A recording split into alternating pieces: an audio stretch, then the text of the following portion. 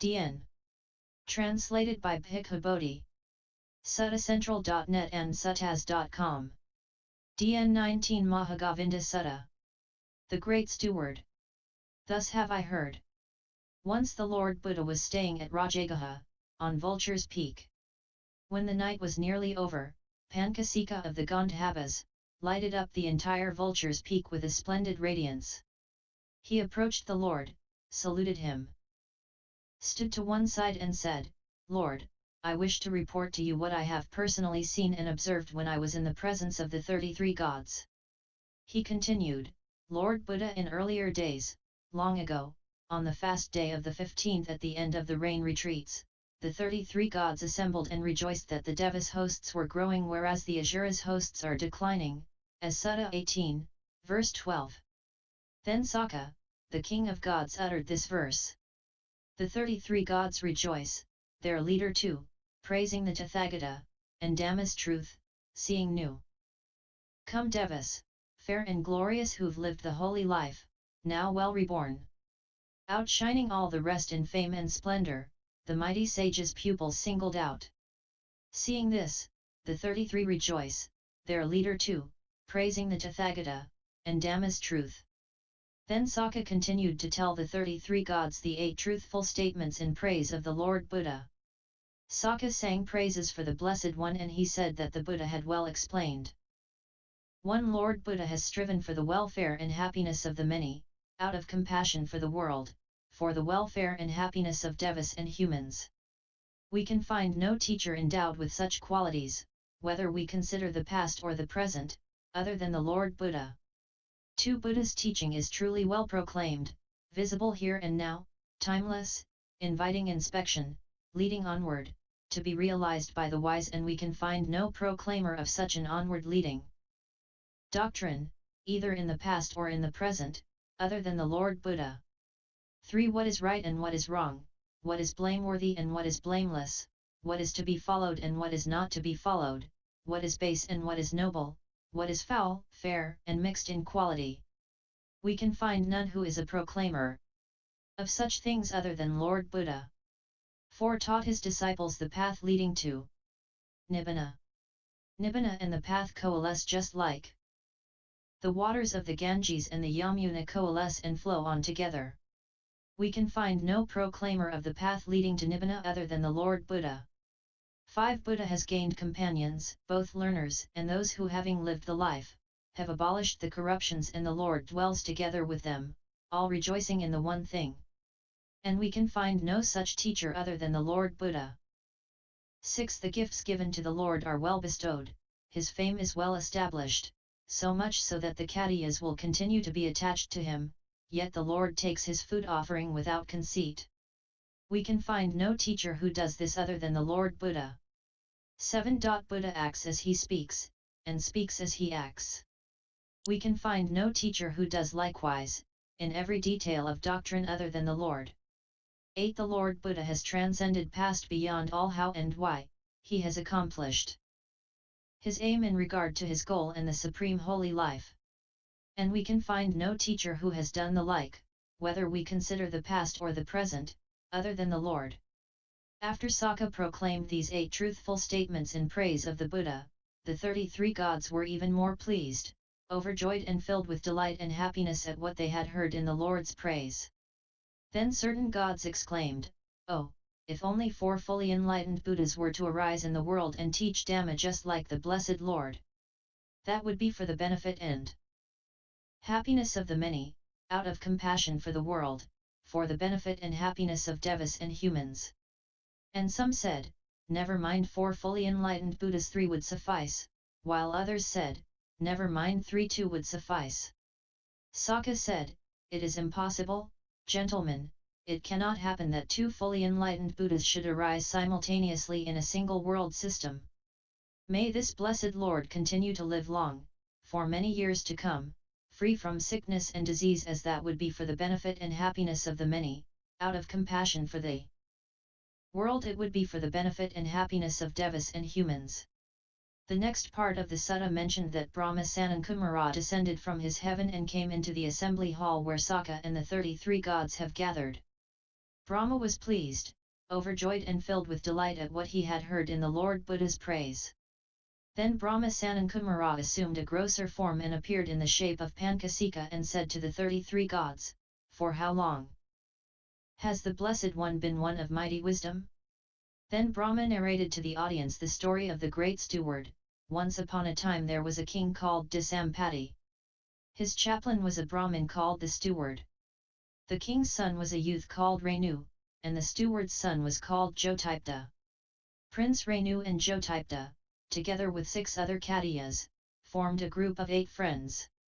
When the steward died, King Disampati mourned him, saying, "We had entrusted all our responsibilities to the steward, while we indulge in the pleasures of the 5 senses. Now the steward has passed away." Hearing this, Prince Renu told his father not to mourn over the death of the steward, as his son Jyotipta is cleverer than his father was and has a better eye for what is advantageous. He told his father to let Jyotipta manage all the business. Then the king called a man to send for Jyotipta. When Jyotipta arrived, they exchanged courtesies and the king said, "We wish the Reverend Jyotipta to manage our affairs. Do not refuse. I will install you in your father's place and consecrate you as steward." "Very good, Lord," replied Jyotipta. So Jyotipta was appointed as steward in his father's place, and he carried out the business his father had carried out, not doing any business his father had not done. He accomplished all the tasks his father had accomplished, and no others. People praised Jyotipta, saying, "This Brahmin is truly a steward. Indeed, he is a great steward." And that is how the young Brahmin Jyotipta came to be known as the Great Steward. One day the Great Steward went to the group of 6 nobles and said, "King Disampati is aged and his life is near its end and he cannot last much longer. When King Disampati dies, Prince Renu will most likely be appointed as king. Gentlemen, you should go to Prince Renu and say, 'We are the beloved, dear and favored friends of the Lord Renu, sharing his joys and his sorrows. When our Lord King Disampati passed on, the kingmakers are bound to appoint Lord Renu as king. If the Lord Renu should gain the kingship, let him share it with us.'" The 6 nobles agreed, and they went to Prince Renu and spoke to him as the great steward had proposed. Prince Renu replied, "Well, who apart from myself ought to prosper but you? If, gentlemen, I gain the kingship, I will share it with you." In due course King Disampati died. Prince Renu king took over the kingship. King Renu abandoned himself to the attachment of 5 sensual pleasures. Then the great steward went to the 6 nobles and said, "Gentlemen, now King Renu has abandoned himself from the sensual pleasures, as the sense pleasures are intoxicating. You should go to him and say, 'Do you remember your word, Lord?'"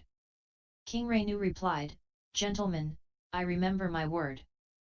Who is there who can divide this mighty realm of earth, so broad in the north and so narrow like the front of a cart in the south, into 7 equal parts?" The 6 nobles suggested the great steward. King Renu sent a man to send for the great steward. After exchanging courtesies with him, the great steward sat down to one side. Then the king said, "My lord steward, go and divide this mighty realm of earth into 7 equal parts." The great steward he did so. The land was divided such that King Renu's country was in the center, Dantapura to the Kadingas, Pataka to the Asakas, Mahisati to the Avantis, Raruka to the Sovaras, Mithila to the Videhas, Kampa to the Angasgos, Benares to the Kasi. Thus did the steward dispose. The 6 nobles were delighted with their respective gains and at the success of the plan.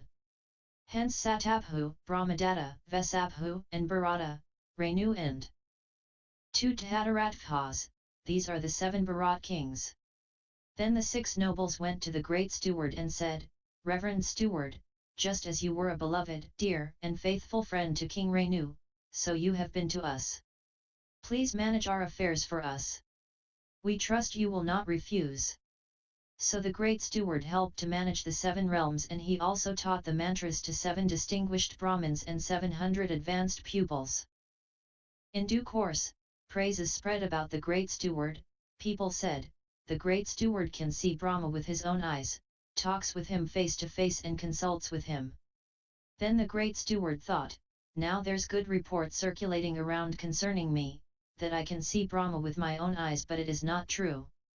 However, I have heard it said by aged and respectable Brahmins, the teachers of teachers, that anyone who withdraws into meditation for the 4 months during the rain season, can develop the absorption on compassion, can see Brahma with his own eyes, talk with him face to face and consult with him. Suppose I were to do this.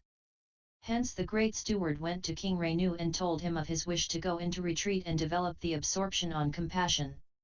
He told the king during this period nobody is to come near him except to bring him food. The king and 6 nobles let the great steward to go ahead of his plans.